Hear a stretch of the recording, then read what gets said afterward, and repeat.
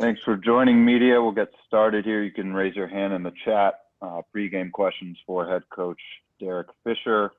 We'll start with John W. Davis. Good West Coast morning to you, and also happy birthday, Coach. I appreciate it, man. It's Leo season. Yes, sir.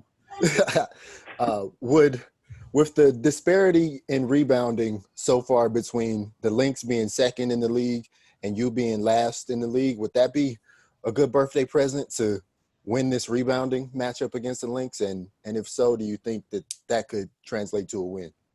Yeah, it'll be difficult to do that against the Lynx. They have the best rebounder in the history of the WNBA on their team, but it is an area for sure of emphasis and concern of ours. And we're going to have to do a phenomenal job in order to have a chance to win this game.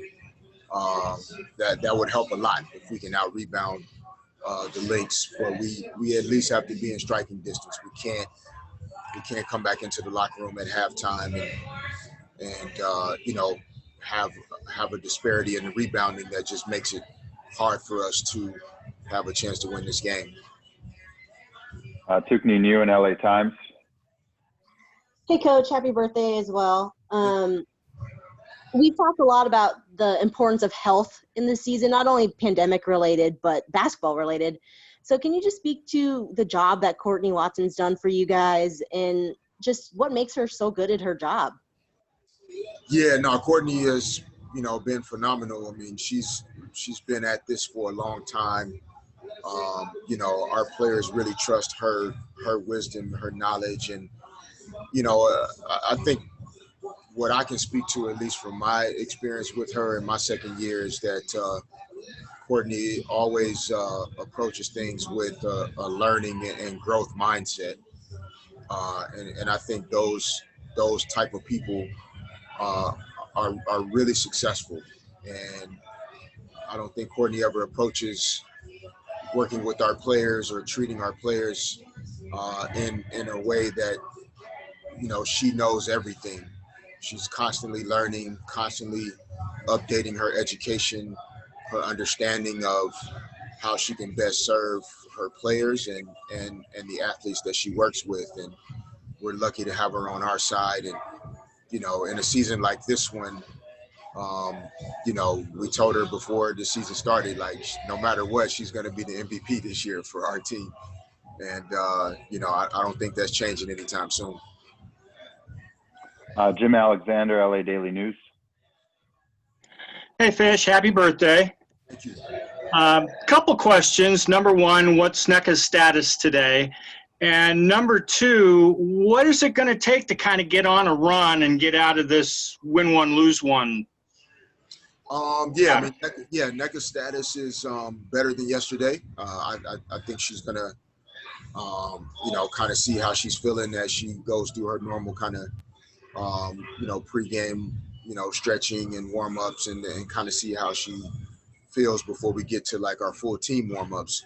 But we'll see. I mean, I think we have to be really smart about a hamstring type injury that if you don't take care of it the right way the first time around, it can be something that lingers the rest of the season, and we don't want that for her, for the team. I think Simone's in a similar place where she's going to see, what she can do over the next, half hour, 45 minutes, and then, we'll make a decision on her as well with those same thoughts in mind that, we want Simone to be healthy and able to be at her best over the next 3 or 4 or 5, 6 weeks, not just today. As far as, getting on a run, I think, it really starts with one game. That the way you put runs together is to win the game in front of you at that moment. And we've had a couple chances that have gotten away from us, that we were capable of winning. And if we focus on the controllables and put ourselves in position to win this game today, then you can start to look at what it is you need to try and do to win the game on Tuesday night. But right now, it's all about Minnesota, and that's the only thing we can think of. And if we develop the habit of really thinking about it, one game, one possession, one defensive possession, one timeout at a time, then that gives us a chance to maybe put a string of games together. Time for one more. Katie Davidson. Hey, Coach, happy birthday. I know all teams are going through this, but what's been the most difficult thing for your group as far as playing every other day and not having a lot of time to practice or to rest or to prepare for other teams?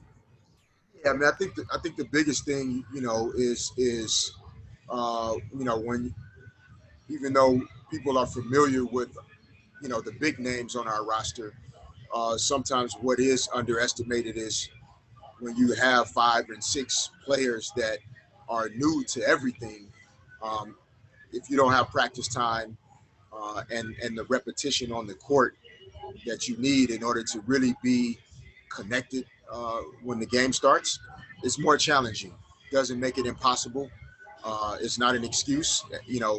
Every team that has turnover is going through it.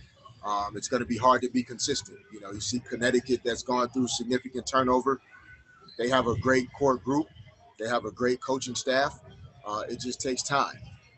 And I think for us, we have to really remain committed to the process of building something that can last over time. And that's not always pretty. Bishop T.D. Jakes, one of my favorite, pastors and speakers, talks often about there's no progress without mess.